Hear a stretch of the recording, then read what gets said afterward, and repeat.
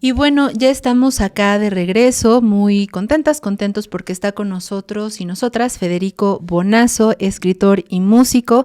¿Cómo estás, Federico? Muy buenos días. Hola, qué gusto saludarlos a ustedes, al público del Chamuco. Un gustazo estar aquí. Igualmente, muchísimas gracias por tomarnos esta comunicación. Queremos platicar contigo pues de este tema que hemos abordado en estos minutos acá en la noticiera, pues sobre lo que ocurrió en Argentina. Más o menos hemos explicado a nuestra audiencia cómo ocurrieron las cosas.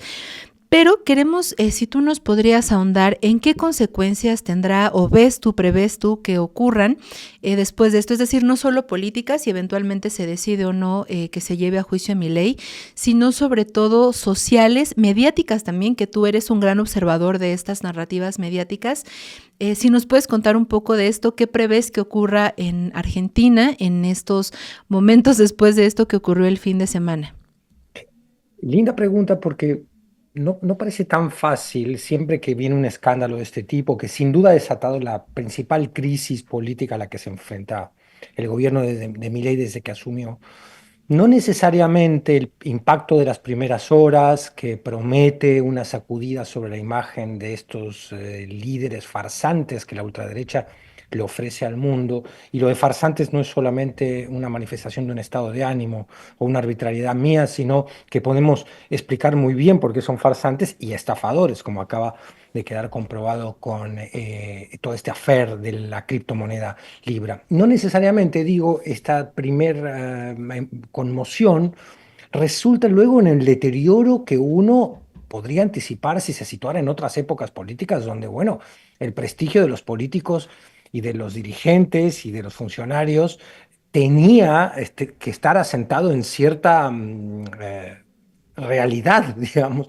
Hemos visto con el avance de estos tipos que la falta de escrúpulos es casi un activo político, es decir, estos personajes estilo Bolsonaro, estilo Trump, estilo Milei, hacen de la falta de escrúpulos en su supuesto combate a lo políticamente correcto un activo político y muchísimos de sus seguidores están de acuerdo en que Trump sea un acosador de mujeres, porque muchos de esos seguidores son machos ofendidos por el avance del feminismo y lo mismo ocurre en Argentina, cuando Milei dice que quiere quitar del Código Penal el femicidio, como se le dice allá, feminicidio, como le decimos en México, está hablando también de esta reacción de tantos machos ofendidos con el feminismo que se sienten representados por este tipo de liderazgos de ultraderecha. Entonces, prever, ya regresando a tu pregunta, prever el verdadero impacto político de esto no es tan fácil como en estas horas de escándalo uno podría animarse a intentar anticipar. Sin duda, ya hay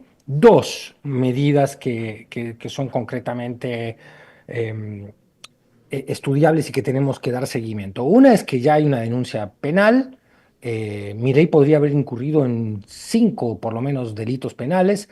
Ahora la primera causa avanza por asociación ilícita y abuso del poder presidencial. Eh, y luego veremos, porque podría haber caído en un montón de otro tipo de delitos vinculados a lo que comúnmente se llama el rug and pull en esta jerga del casino digital, que son las criptomonedas, que es decir, que tú, o la política Ponzi, o la estrategia Ponzi, que es que tú sueltas un activo digital, un influencer, en este caso habría sido Milei, lo promueve, muchísima gente usando la credibilidad de ese influencer y el entusiasmo que esto genera, que en la jerga se llama hype, el entusiasmo este, va y pone su dinero en la inversión, los insiders, es decir, aquellos personajes que conocen desde adentro y a priori y tienen por tanto información privilegiada y son dueños de la mayoría de los activos de este nuevo producto financiero, suben hasta un punto esas acciones y cuando consideran que ese punto es suficientemente crítico, retiran y la mayoría de los inversores queda desamparados y mucha de esta gente se lleva el dinero.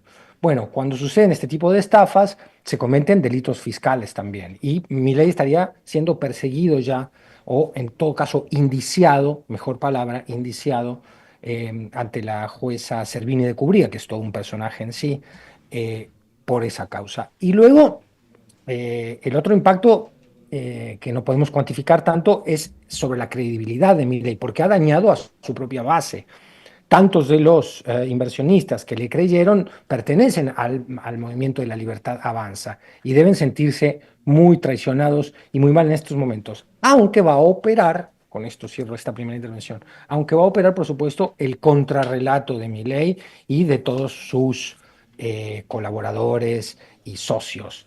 eh, que han tomado el poder político en la Argentina, esta tropa de estafadores y farsantes que realmente uno es una pesadilla, no puede entender cómo semejantes personajes tienen el control político de un país como la Argentina, pero esa es la realidad, lo tienen. Y van a empezar a construir un contrarrelato en el cual Milei habría sido estafado y van a encontrar chivos expiatorios. El que primero aparece como chivo expiatorio es este Hayden Davis, que es uno de los promotores de esta criptomoneda que Milei apoyó y luego retiró el apoyo rápidamente, al que ya estamos viendo como el principal candidato a convertirse en chivo expiatorio de toda esta crisis. Ok, Federico, y por otro lado, hace un momento estábamos viendo a Ricardo Salinas Pliego. No sé si alcanzaste a ver el tuit que emitió en defensa de Javier Milei, pero lo que nos gustaría preguntarte, si puedes reflexionar con nosotros y compartir con nuestra audiencia tu visión de este discurso, pues violento abiertamente, esto, ¿no? De llamar una y otra vez zurdos de mierda, rojillos, nos roban, son unos resentidos. Este discurso que tiene la derecha y que también lo hemos visto, por ejemplo, con Elon Musk, con Trump, ahorita con Milei también, con Salinas, si podemos reflexionar sobre esto, ¿no? O sea, ¿qué es lo que hay detrás de estas mentalidades y esta manera de, como bien lo dices, no solamente ni siquiera salir a ofrecer una disculpa, una explicación, sino además hacerse las víctimas de que son ellos los despojados, de que son ellos quienes las personas resentidas, ¿no? Buscan despojar o hacer daño. ¿Nos puedes ahondar un poquito en esta reflexión? Claro, con mucho gusto. Además es un tema que a mí particularmente me interesa. Antes quiero mencionar que se me olvidó decir que la otra medida también, una tercera medida que en este momento opera sobre el caso, es la posibilidad del juicio político, que tú lo habías mencionado en tu primera pregunta sobre mi ley. Un juicio político que por cómo está conformada hoy ambas cámaras argentinas, el Senado y los diputados, no parece que pueda avanzar por la correlación de fuerzas internas que hay allí. Pero es una medida que va a tener también un impacto mediático. Mm. Pues sí, el tuit de Salinas y de todos los que han salido a defender a Milei es ridículo. O sea, es una exposición de ridiculez tan grande que uno no comprende cómo todavía hay mucha gente que decide seguir comprando el relato de estos autollamados libertarios, que de libertarios tienen lo que yo de bailarina del Bolshoi. Son todo lo contrario de lo que dicen y que, como muy bien señalas tú, basan toda su narrativa y su convencimiento y su propaganda pública en autovictimizarse. Salinas Pliego sería un empresario benefactor, víctima de ciertas reivindicaciones sociales y sobre todo de el acotamiento que el Estado quiere poner a la legitimidad de los negocios. Somos libres de hacer negocios, el que le quiera entrar que le entre, el que no le quiera entrar que no le entre, y por qué va a estar el Estado regulando e incluso cobrando impuestos. Sabemos bien que a Salinas Pliego el rubro fiscal lo molesta particularmente, no es muy propicio a cumplir la ley en cuanto a impuestos se refiere. Y todo esto viene acompañado de manera más o menos cínica, más o menos candorosa, porque yo sí creo que hay muchísima gente que compra verdaderamente ciertos de los dogmas de este actual libertarismo o libertarianismo, como queramos llamarlo, eh, y que compra, por ejemplo, la idea de que son víctimas, insistimos, en que para hablar de todos estos personajes a nivel mundial, de que Netanyahu es víctima de los palestinos y está usando su derecho a defenderse, un derecho que se ha extendido a lo largo de un genocidio que ya no solo es algo que decimos en estas mesas de análisis, sino que ha pasado a la legalidad internacional, por supuesto, legalidad internacional de lo más eh, pauperizada últimamente, pero por la Corte Penal Internacional lo está señalando. Y la Corte de Justicia de la ONU también, no lo estamos diciendo nosotros por animadversiones personales. Esto es claro. Y aún así se pintan como víctimas. También se pinta como víctima Trump de un mundo que ha abusado de los Estados Unidos y que Estados Unidos no tiene por qué seguir financiando entidades internacionales como la Organización Mundial de la Salud o la misma Organización de las Naciones Unidas. Esas han sido estafas contra Estados Unidos. Y estos tipos que son tremendos cobardes que se parapetan detrás del relato de víctimas para causar un tremendo daño social porque su concepción de la sociedad es la del sálvese quien pueda, ley de la selva o darwinismo social, como queramos llamarlo. Es decir, aquellos que tienen ciertos recursos para poder subsistir en esta jungla que es el mercado y la vida humana, perfecto. Y los débiles están destinados a perecer en una reversión de lo que Nietzsche había dicho tan provocadoramente en El Anticristo y otros de sus escritos. No olvidemos nunca que ese tipo de pensamientos tan audaces como ayudar a perecer a los débiles ya están en la tradición filosófica occidental y han sido utilizados en otras circunstancias históricas, como lo utilizaron los nazis, rescatando también la idea del superhombre y los hiperbóreos. Es decir, esta concepción de que hay algunos privilegiados que tienen talento y que son especiales y que si tienen un estatus de privilegio, así es la naturaleza y la Ujú. condición humana, y que los que no lo entiendan que se mueren y que los que protesten van a recibir las mieles de la represión. Esto es lo que llama la atención en el discurso que unifica a todos estos personajes de ultraderecha. Ujú. Finalmente, Federico, sobre esta misma reflexión, me gustaría preguntarte, ¿qué podemos hacer? Ellos son dueños de los grandes medios, bueno, Elon Musk de X, ¿no? Tienen este poder económico que por lo que entiendo más o menos es lo que les importa, ¿no? Ya ni siquiera quizá una cuestión, o bueno, tú me dirás más bien, ¿no? Si sí tengan una intención ideológica que busquen nutrir, sino más bien esta lógica del dinero, del capital, de tener... ¿qué podemos hacer para primero desmantelar eso contra pues estos grandes medios o esta gran plataforma como X, en el caso de Trump, de Elon Musk? ¿Qué podríamos hacer para ir desmantelando estas narrativas, como tú nos las compartes? Yo he dedicado desde mi modestísima trinchera ya varios años a intentar dar una batalla por la sensatez, ya si quieres, por la decencia más elemental, no por creerme yo demasiado especial en esas virtudes, sino porque veo amenazado el futuro de mis hijos y me preocupa el mundo que estamos creando y me preocupa el inmenso retroceso que estamos atestiguando, donde estos personajes quieren reinstalar ideas profundamente racistas, crueles, que habían sido desechadas, o eso pensábamos de la historia, o que debían ser combatidas, y están regresando con una fuerza inusitada que no pueden más que generarnos alarma. Y la batalla contra estos tipos se da muchísimo en el terreno narrativo. Se da en varios ambientes, en el terreno democrático, votando, entendiendo como ciudadanos, pudiendo identificar cuáles son las opciones que más representan nuestros intereses generales y públicos y menos los intereses de estas oligarquías cada día más abiertamente codiciosas.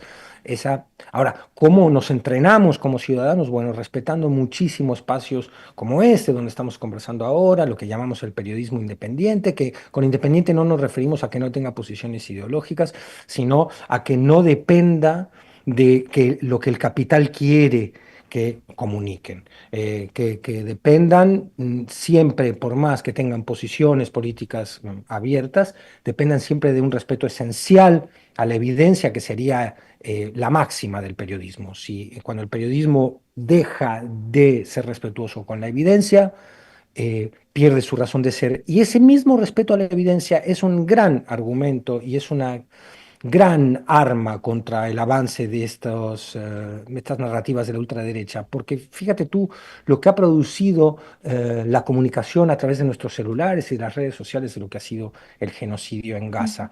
Se ha derrumbado allí la narrativa de Israel como víctima, y eso gracias a la cierta democratización de medios públicos, de la aparición de espacios nuevos y a las mismas redes sociales, que por supuesto también están viendo estos dueños del planeta que esto atenta contra sus intereses, esta democratización de las redes sociales de las que hablamos, de las benditas redes sociales, como decía el expresidente López Obrador.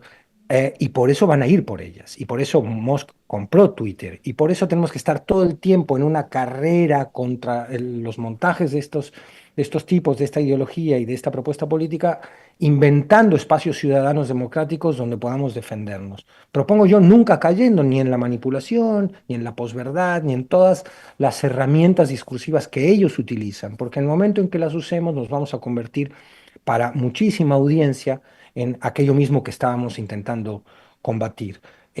Con mucha energía, con mucha convicción, hay una resistencia moral en el mundo, siempre la ha habido, lo hemos visto en las maravillosas y conmovedoras manifestaciones que ha habido en todo el planeta en contra del genocidio. En México hay una situación política particular que anima a pensar que hay gobiernos de izquierda que pueden consolidar, a pesar de todas las amenazas que los rodean, ciertos programas de redistribución de la riqueza y de justicia social, es decir, cuidando mucho esos proyectos políticos, sabiendo identificar cuándo hay que hacer la crítica, porque también dependen de que nosotros hagamos una crítica sensata de aquellos desvíos de rumbo que nos parece pertinente señalar. En fin, con más democracia, con más ciudadanización, con mayor criterio, con alimento del sentido crítico y con una impronta cívica y ética, que es decir, no podemos permitir que una propuesta de mundo que nos dice que va a haber ciudadanos de primera, ciudadanos de segunda y luego una inmensa población desechable para la cual ya están construyendo campos de concentración en El Salvador, reactivando Guantánamo, considerando que los migrantes son criminales, para esa humanidad desechable, según la perspectiva de estos tipos, hay que responder con todos estos elementos y con decisión y con fuerza, porque no es la primera vez que una postura tan cruel toma el poder político en diferentes latitudes y ni hablar hoy en la primer potencia militar del mundo, que es los Estados Unidos. Federico, pues te agradecemos de verdad muchísimo, muchísimo esta claridad, tu perspectiva, estas reflexiones. Si nos lo permites, pues seguiremos en comunicación y muchísimas gracias por tu tiempo. Antes de irnos, ¿dónde podemos encontrar tu trabajo, tus redes, dónde podemos seguirte? Gracias, Carolina. El gusto ha sido mío estar con ustedes. Yo soy, como tú me presentaste, un músico, un escritor, más un artista que un analista político, pero esta batalla que decimos que estamos dando contra las narrativas de la ultraderecha me han volcado hace ya varios años a participar en estas mesas, donde me hacen ustedes el honor de invitarme y otros colegas periodísticos. En la discusión política yo la doy en Twitter, en @fede_bonazo con B grande y dos S, ahí podemos discutir. Y la parte más artística mía de escritor y de músico la doy en Facebook con mi grupo El Juguete Rabioso, que estamos de regreso, por cierto. Tuvimos una muy linda presentación en el Zócalo de la Abrieron a ciudad Fito, ¿no? de la Fito Sí, Páez. sí, Y no quiero nunca marginar ese costado claro. bien lúdico, porque el tema periodístico te fuerza a estar permanentemente en contacto con las porquerías de la sociedad. Pero creo que hoy como nunca hace falta que todas las voces ciudadanas que tengan cierta convicción ética salgan a hacerse notar y nos unamos. Creo que es muy importante que las izquierdas se unan a pesar de sus diferencias, que a veces son muy fuertes. Se unan las izquierdas, todos aquellos que apoyamos un programa de justicia social, comprendamos que en este momento es muy importante cerrar filas en torno a ese programa que en México representa el gobierno de Claudia Sheinbaum. Federico, pues muchas, muchas, muchas gracias y si nos lo permite, seguimos en comunicación. Yo muy contento de seguir en comunicación. Gracias, Carolina. Gracias, muy buen día, Federico. Mantente informada e informado con las noticias más relevantes del día en La Noticiera. Ya lo sabes, de lunes a viernes a las 11 de la mañana.